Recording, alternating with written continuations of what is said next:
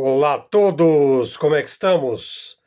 Helder de Araújo, neste 7 de outubro de 2024, canal Luz no Fim do Túnel, uma segunda-feira na capital paulista, céu limpo com poucas nuvens por volta aí de 17 graus em São Paulo. Hoje vamos focar na grande cratera do Satã 2, a grande cratera do Satã 2. Uma das imagens publicadas aí no X, que não sei se ainda está bloqueado, acho que está bloqueado, no mês de setembro, mostra uma grande cratera no local, supostamente, onde houve a tentativa de lançamento de um míssil em Plesetsk, norte da Rússia. Veja, o míssil teria detonado aí no próprio silo, né, no local onde ele é guardado e abastecido aí, né? Deixando uma enorme cratera e destruindo o local do teste, né? E aqui foi de fato um teste, provavelmente foi um teste. Bom, que míssil que é esse daí? Trata-se do famoso Satã 2. O Satã 1, veja, o Satã 1 já era um treco pavoroso, né? Agora imagine só o Satã 2, né? Maior, pior, né? Mais difícil de controlar. Bom, foi realmente um teste ou foi uma detonação controlada ou foi um acidente? Não acredito em acidente neste caso, né? Bom, do que o Satã 2 é capaz? Vamos falar. O míssil tem 35 metros de comprimento, transporta ogivas nucleares. Veja, as ogivas elas ficam dentro do míssil, em alguma parte do míssil, né? A localização das ogivas nucleares dentro do míssil é um segredo do próprio míssil, é um segredo militar aí. Essa localização das ogivas nucleares vai variar de um míssil para outro, né? Bom, e o que é o termo ogiva, né? Veja, ogiva refere-se à forma meio ovalada. Curiosamente, caracteriza um conceito geométrico, arquitetônico, do estilo gótico, né? É um estilo de arquitetura. A ogiva é formada pelo cruzamento de duas curvas, formando um ângulo mais ou menos agudo. Bom, o Satã 2 é considerada a arma mais letal do mundo, já feita pela espécie humana, por conta de suas supostas capacidades destrutivas, né? No entanto, em termos de tamanho, a maior bomba nuclear conhecida foi a Tsar, da onde vem o termo Czar, né, que vem de César, né? Uma czar, que é o rei, né, no caso o imperador, né, é um cargo honorífico, né, ligado aí à Constituição do Império Russo, né. O czar, essa arma aí, o czar, ela é vista no Centro de Exposições de Moscou numa exposição permanente, é muito procurada pelos turistas, né. Veja, a czar foi desenvolvida por um grupo de cientistas russos, inclusive um deles era Nobel, né, Prêmio Nobel da Paz, veja bem, Andrei Sakharov. Veja, a Tsar foi testada uma única vez em uma ilha deserta no Oceano Ártico. Hein? Isso foi em outubro de 1961, durante a Guerra Fria. Na ocasião, a Tsar produziu um cogumelo aí de 60 quilômetros de altura. Ela pode ser vista a 1.000 quilômetros de distância. Veja, com 57 mil toneladas, a Tsar foi considerada 3.800 vezes mais poderosa do que a bomba atômica jogada pelos Estados Unidos na população civil de Hiroshima em 1945. Né? Bom, voltando ao Satã, veja, o míssil RS-28 Sarmat, popularmente conhecido como Satã 2, foi criado para substituir o míssil RS-20, o Voevoda. Voevoda significa chefe militar. O Satã 1, o RS-20, né? Míssil criado, aí o Satã 1, há mais ou menos uns 30 e tantos anos aí, já no final da Guerra Fria. Veja, na ciência missilística, a evolução não para, né? Não retrocede, não diminui. O Satã 2 foi revelado pela primeira vez em 2014, em uma coletiva de imprensa em Moscou. O Satã 2, ele pode supostamente viajar 18 mil quilômetros. O monstro pesa 208 toneladas. Veja, 208 mil quilogramas. Vocês estão entendendo? Veja, desde a primeira apresentação do Satan 2, a mídia russa relatou que o RS-28, que é o nome numérico aí dele, pode transportar até 16 ogivas nucleares. Bom, na época, as autoridades russas disseram que o míssil seria concluído em 2020. Né? A produção foi adiada várias vezes por problemas de fabricação, produção, testes, valores. Né? Bom, em outubro de 2023, o presidente Vladimir Putin disse que o RS-28 estava pronto para implantação. Bom, aí ele disse: ainda falta completar os procedimentos administrativos para passarmos à produção em massa, disse o Putin. Oficialmente, ao que se sabe, o RS-28 ainda não é produzido em massa. Bom, vários testes mostraram várias falhas nessa arma, né? Contudo, aparentemente houve um teste bem sucedido, curiosamente, em abril de 2022. Né? Curiosamente, a Operação Militar Especial da Rússia na Ucrânia começou em finais de fevereiro de 2022. Né? O Matt Korda, pesquisador do Instituto Internacional de Pesquisa para a Paz de Estocolmo, na sigla CIPRI, na sigla em inglês, disse ao jornal Euronews que a introdução do Sarmat seria politicamente significativa para Vladimir Putin e parte de um processo de modernização pela qual todos os estados nucleares passam. Bom, imagens de satélite indicam que uma fábrica de Sarmats está sendo gerida pelo 1º Regimento da 62ª Divisão de Mísseis, localizado no sul da Sibéria. Outros locais de implantação são esperados, explicou aí o Matt Korda. O presidente russo declarou que um dos propósitos do RS-28 digamos, a persuasão, né?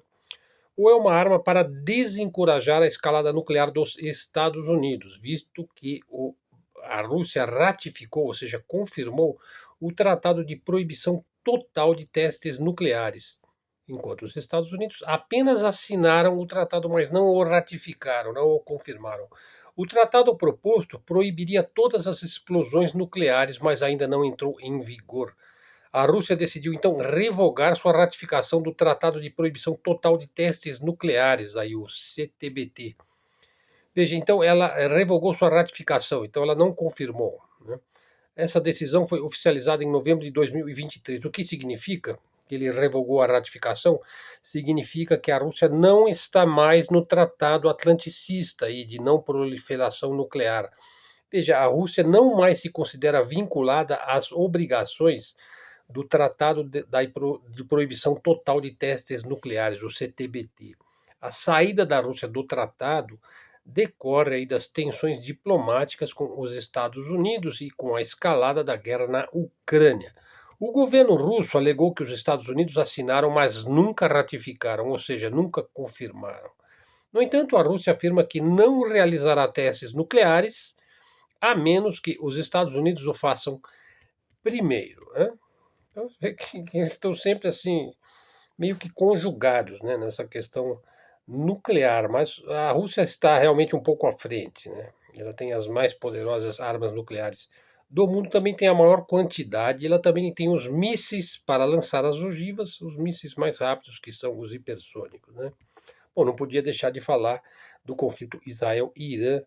Aliás, eu estou preparando um vídeo aí que vai ser bombástico, onde eu vou revelar certos segredos que estão por trás aí dessa trama Israel-Irã. Mas vamos deixar aí para talvez amanhã ou depois de amanhã, porque tem os textos fantásticos aí para mostrar para vocês. Veja, fala-se sobre a detonação de uma bomba nuclear no Irã, né? Tem vários canais abordando isso daí, o Arte da Guerra já saiu na frente. Acredita-se que foi uma detonação de uma bomba nuclear no Irã. Outros dizem que foi um terremoto. Né? Nós não temos ainda informação ainda para poder afirmar uma coisa ou outra, mas eu não ficaria surpreso se o Irã estivesse aí mostrando que ele tem de fato e fez um teste da sua bomba nuclear. Veja, então vamos falar aí sobre este conflito em curso atualmente. Veja, no âmbito diplomático, um novo confronto entre Israel e Irã serviu para afastar ainda mais Israel do âmbito e da proteção e da amizade, vamos dizer assim, da Rússia, né? Vai ficando isso mais claro aos poucos que a Rússia está militarmente indo mais próxima para o lado do Irã, inclusive por causa do alinhamento fanático de Israel aos Estados Unidos, né? País que é totalmente dominado, os Estados Unidos, pelo lobby sionista. Bom, e ao Ocidente está naturalmente totalmente coligada e ao Ocidente neoliberal e coletivo, né? Portanto, Israel, alinhada automaticamente ao Ocidente atlantista, vai de encontro aos interesses estratégicos regionais da Rússia. Por isso, a tendência é que a Rússia vá armando os inimigos de Israel, como se deu, por exemplo, com as recentes remessas aí de S-400 e sistemas Murmansk para o Irã, isso no mês de agosto. Veja, as práticas SIDAS de Israel em Gaza, na Síria e agora no Líbano não ajuda em nada, ninguém, não ajuda, sobretudo não ajuda Israel, né? Bom, a Rússia condena essas práticas criminosas de Israel em Gaza e agora no Líbano. Inclusive precisou usar sistemas antiaéreos contra mais um ataque israelense na Síria. Israel chegou a bombardear alvos russos, parece que um depósito lá de armas, na Síria, né? A postura dos Estados Unidos, sempre canina em relação a Israel, é a de enviar dinheiro, armas, munições, apoio eletrônico, né? Mas dinheiro é uma coisa, né? Outra é enviar SEALs, fuzileiros, né, para voltar em sacos pretos, né? Um envolvimento militar direto dos Estados Unidos é um problema para os Estados Unidos, né? Autoridades estadunidenses declaram aí se opor a ataques aí dos cázaros a alvos estratégicos iranianos. Contudo, os Estados Unidos nunca se furta a produzir armamentos para Netanyahu e os seus golems, né? Bom, um fato da geopolítica é que os Estados Unidos estão mais preocupados com a sua derrota para os russos lá na Ucrânia. Eles consideram isso daí mais importante. Veja, é uma prioridade geopolítica do hegemon atlantista tentar enfraquecer a Rússia usando a Ucrânia, uma vez que a Rússia é a principal potência contra-hegemônica do mundo, né, contra o hegemon norte-americano. Toda a escalada no Oriente Médio representa aí uma distração, vamos dizer assim, né, para os Estados Unidos. Inclusive arrisca aí o fornecimento do petróleo, né, do valiosíssimo petróleo, né? Então, para os Estados Unidos não interessa um conflito assim mais sério com o Irã.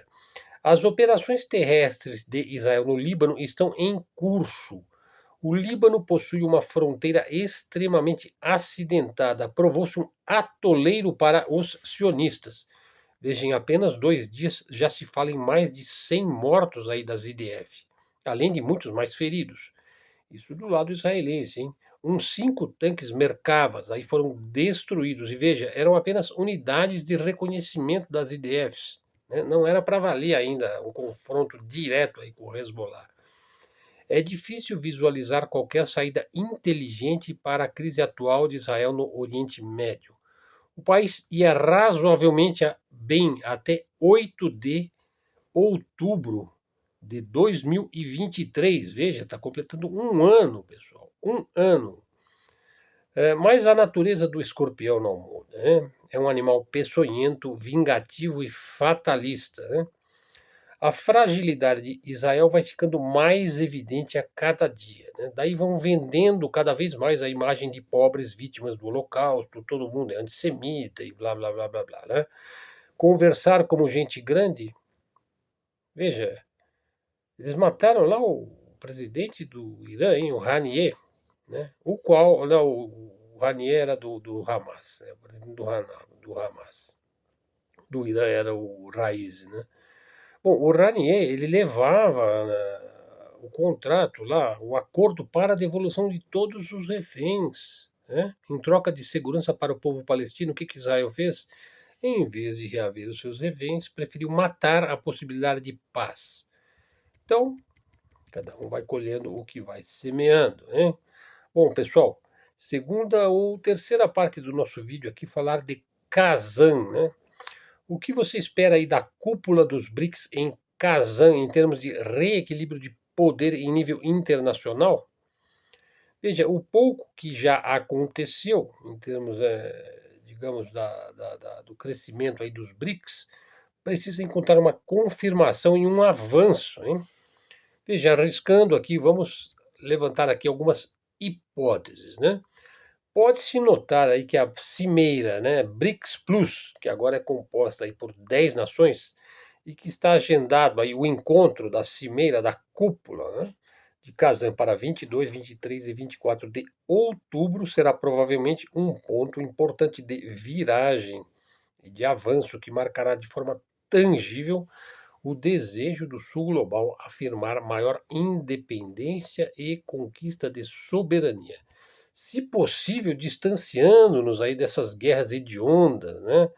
E das posturas ameaçadoras do Ocidente, liderado aí pelo Deep State, pelo lobby sionista casar, hein?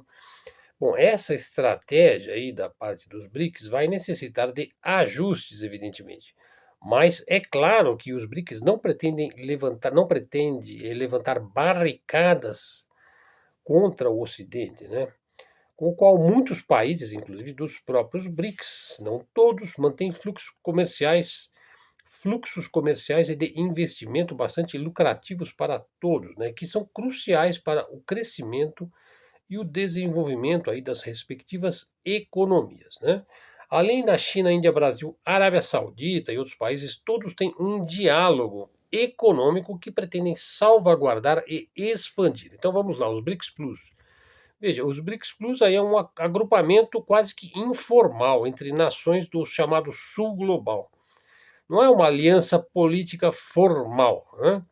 Veja, eles estão unidos mais pela intenção de se ajudarem mutuamente a recuperar a soberania, né, vilanizada aí pelo Ocidente coletivo, pelo hegemon estadunidense, e buscar a independência na sua capacidade de ação, né?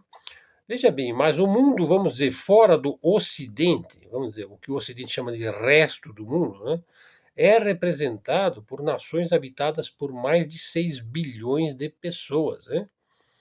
Veja, e além dos BRICS, existem aí numerosas dimensões associativas importantes. Veja, a Organização de Cooperação de Xangai, a União Eurasiática, a Liga Árabe, a União Africana, o Mercosul, várias uniões aí continentais e assim por diante, em que em conjunto constitui um firmamento aí de sujeitos que estão redesenhando o poder no mundo na tela do multipolarismo. E em Kazan tentarão avançar no caminho natural dos povos, que é a soberania, a independência, a autonomia, o desenvolvimento, né?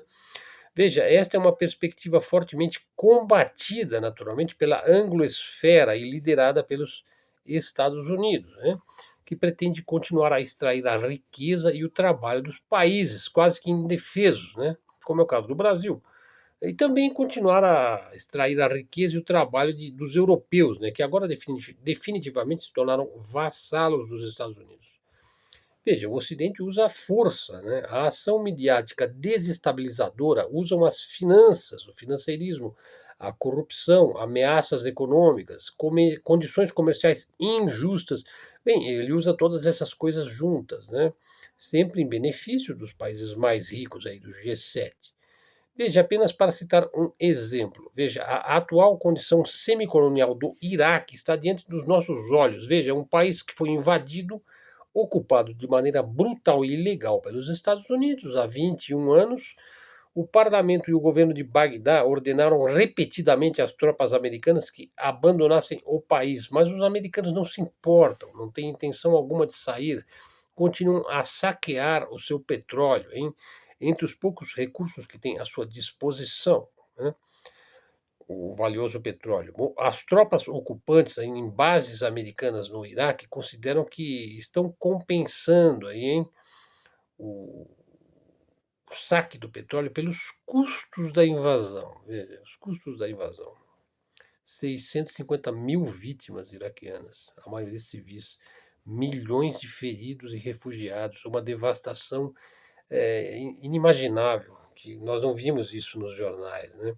O nascimento do ISIS, né, do Daesh, né, que é um sucessor aí pior ainda da Al-Qaeda, do que a Al-Qaeda, né? Aliás, o nascimento do ISIS patrocinado pela CIA, pelos Estados Unidos. E por aí você vai vendo quem é que é realmente o mal deste mundo, né? Também aqui a realidade supera a ficção científica, né? Maior poder, maior malefício, né? Isso não quer dizer que o mundo dos BRICS vai ser um mundo pacífico. Não, ele vai ser um mundo extremamente instável, né? O mundo multipolar não vai ser um mundo isento de conflitos, mas o leão ferido, enfim, é como, inclusive, o comandante Robson falou, tirar o leão de cena não vai salvaguardar a segurança da zebra, né? Se o leão sai de cena, não quer dizer que a zebra está salva, né? Que vai ter mais predadores aí, né? Por isso é que é importante o Brasil também pensar em defesa dentro de uma perspectiva mais séria, né? Bom, voltando a Kazan, veja, os BRICS Plus tentarão dar substância à perspectiva da desdolarização, definindo práticas e mecanismos para tornar viável a utilização das suas respectivas moedas nacionais em um comércio mútuo. Junto com isso, eles precisam definir aí um mecanismo de trocas bancárias, né, e de proteção dos depósitos monetários. Veja, tudo isso é à luz das sanções aí draconianas efetuadas pelos Estados Unidos e pela União Europeia contra a Rússia devido à guerra na Ucrânia. A criação de uma moeda comum poderá ser adiada, hein, devido às dificuldades de tal projeto. Em vez disso, eles vão procurar explorar opções alternativas ao dólar como moeda de reserva. A espera é, portanto, apreciável em muitas frentes. O caminho é difícil, porque os Estados Unidos implementarão, né, veja, todo tipo de ameaças de sanções, de guerras, de corrupção em todos os níveis para sabotar o caminho, digamos, ao início do fim dos privilégios imperiais. Sem um dólar internacional, será difícil para a potência hegemônica e belicosa do Ocidente manter as suas vantagens, né? O que inclui aí o financiamento de 800 bases militares em 80 países de todo o mundo, com um dólar enfraquecendo. Essas bases estarão cada vez mais expostas ao mundo multipolar, né? Veja, os Estados Unidos é um país que se especializou em gerar revoltas, golpes de Estado, turbulências, divisões, inimigos, jogar amigos contra inimigos nos quatro cantos do mundo, né? Bom, a Cimeira BRICS Plus em Kazan constitui, portanto, um passo crucial no caminho da multipolaridade e da regionalização e uma esperança para os homens que desejam um mundo mais equilibrado, mais justo e mais equânime. Isso vale para todos os povos do globo. Então, acredito que vai ser muito importante este encontro. Bom, ontem eu estive lá trabalhando na eleição, aqui em São Paulo. Foi um dia bastante tranquilo. Meio que já tinha previsto que o segundo turno, que haveria segundo turno. E, bom, fiquei bastante surpreso aí de ver, ao mesmo tempo surpreso, mas ao mesmo tempo sabendo que não poderia ser muito diferente disso.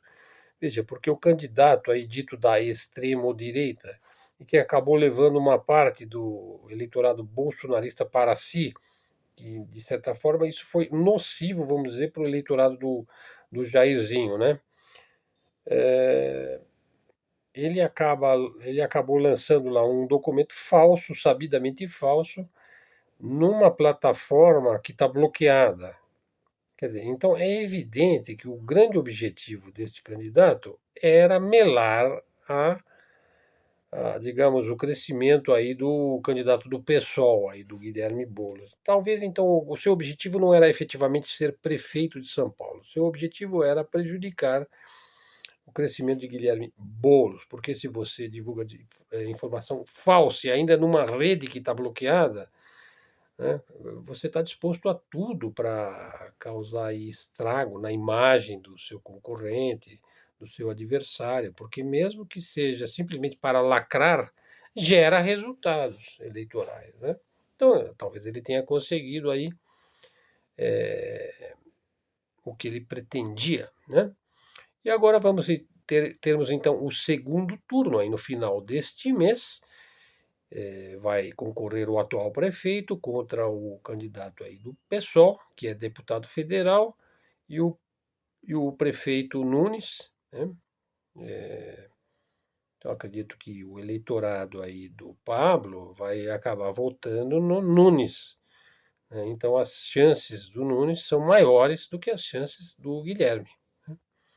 Então vamos ver como é que fica, né? Bom, eu votei ali para o João Pimenta, do PCO, então não votei em nenhum desses candidatos, preferindo aí custar no sangue novo, apesar que eu já não acredito mais em políticos, em eleições. Veja, já fiz vários vídeos mostrando que essas pessoas são relações públicas, são pessoas que mostram a cara e que têm pouquíssimo poder efetivo. Claro que existe uma nuance entre um candidato e outro. Claro que há diferenças, há, digamos, certos mínimas contornos aí da maneira como você vai caminhar, mas toda a política já está determinada, já está definida nos bastidores. As poucas famílias que comandam a política brasileira, os sobrenomes famosos, hein, que estão aí há séculos, né? Os nichos eleitorais, né? Famílias que detêm um vasto poder político, financeiro, né? E que estão aí há séculos. Você pode dizer que no Brasil você tem 15 famílias que dominam toda a política, em todos os estados e praticamente todos os municípios. Né? Quer dizer, então, que já está tudo dominado? Sim, em boa parte já está tudo dominado. Né? Você tem os funcionários de carreira, que é o verdadeiro deep state brasileiro, né? E que atua a favor da elite, né? Das poucas famílias, das famílias bancárias, né? Que são 4 ou 5 famílias, que têm relações internacionais com o próprio atlantismo e também com os BRICS, né? Então, naturalmente, o Brasil ainda não teve que escolher um lado, eu espero que ele nunca tenha que escolher um lado, né? Porque se o Brasil chegar ao ponto, isso naturalmente só se tivesse uma guerra mundial e o Brasil tivesse que escolher um lado, né? E o lado do Brasil deverá ser sempre o lado do Brasil e do que é melhor para os brasileiros. Eu continuo acreditando que a política ele só se justifica. Eu só acredito que um político ele é um governante sério, de fato, que se possa dizer que ele governa um país, se ele focar a política dele, minha gente, para as pessoas que mais precisam, né? Governar para a classe média, como deseja a direita, a classe alta, porque a política é uma coisa da classe alta, ela está totalmente dominada pela classe alta. Veja, para que serve um político se ele não vai melhorar as condições de vida das classes mais baixas e que têm mais necessidade de progredir e de melhorar dentro da sociedade? Se não serve para isso, para mim um governante não serve para nada, se não é para melhorar a condição de vida de quem mais precisa melhorar a condição de vida. Para isso serve a política. Agora, como é que ele vai fazer isso? Não tem como você fazer através de assistencialismo. O assistencialismo deve ser algo paliativo, né? Algo para apagar um incêndio, né? É só através de educação, gente. Só através de emprego. E nós precisamos também pensar em segurança e saúde. Eu acho que são os quatro, o vértice aí do quadrado, né? Segurança, educação, emprego e saúde. Bom, isso aí é uma coisa meio óbvia, né? Agora, como é que vai se fazer isso? Bom, já tem toda uma estrutura, como eu disse, você já tem toda uma coisa sedimentada ali. Você tem funcionários de carreira, você tem assistentes, você tem secretários, você tem pessoas que estão há 30, 40, 50 anos ali, que conhecem todos os meandros da política, que conhecem a etiqueta, os protocolos, conhecem as senhas, sabe como é que o Estado funciona. Pensa, Tribunal de Contas, o Judiciário, os desembargadores. Pensa, é um colosso de autarquias, ministérios, secretarias, né? Enfim, a política brasileira ela é complexa, né? Pessoal, vamos em frente. Ficamos aqui com 30 minutos, né? E agradeço muito a sua presença e o seu apoio no nosso canal. Um canal que não tem preocupação nenhuma em ficar xingando e brigando e procurando aí enrosco com quem quer que seja, né? Nós estamos aqui para somar e levar informação de uma maneira mais simples, natural, mais focada nos temas mais importantes da geopolítica, da atualidade, temas assim, informativo também e analítico. Procuramos passar de uma forma mais idônea, imparcial e honesta possível. Pessoal, então muito obrigado aí, espero que vocês divulguem nas suas redes aí, dá o like, pessoal.